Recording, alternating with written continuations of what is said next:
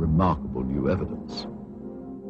If this film indeed corresponds with Vereshchagin's story, what we are looking at is the scene of the crash site in Pereosovsky, as viewed by a camera on top of a military truck.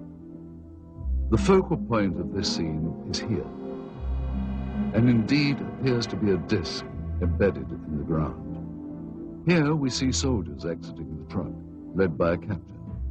The troops are met by another officer, this one a major, and then they join other soldiers and officers already on the scene.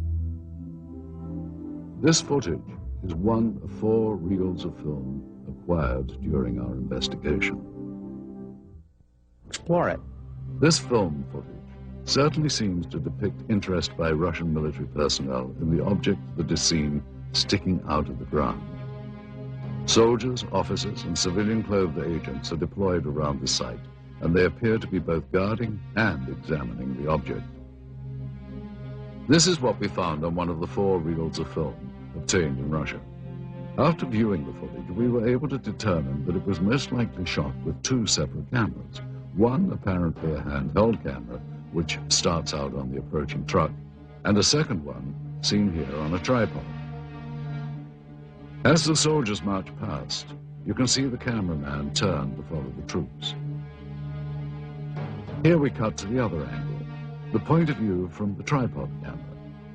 And here you see the handheld camera as the truck pulls up. Both cameras change vantage points several times during the film, as if to get better views or perhaps under orders of a superior.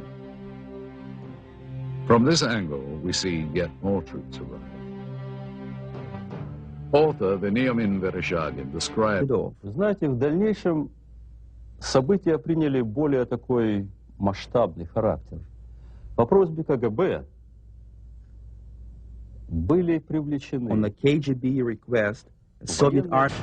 And here you see the man who is probably the head KGB agent directing the cameraman to point his camera toward the disc.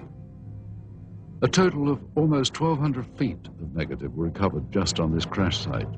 It is possible that more film was shot, but this is all that we were able to obtain. None of this film depicts the removal of the disc itself, and at no point do we see inside the object. From this angle, we do see the handheld camera shooting behind or inside the disc. However, that footage, if it was in fact ever shot, was not included in the cans of film we acquired. We can only speculate that it may still be at large. We must also speculate on how the object ended up here, based on information from where did this object come from and how did it come to crash here? And more importantly, what has happened to it since?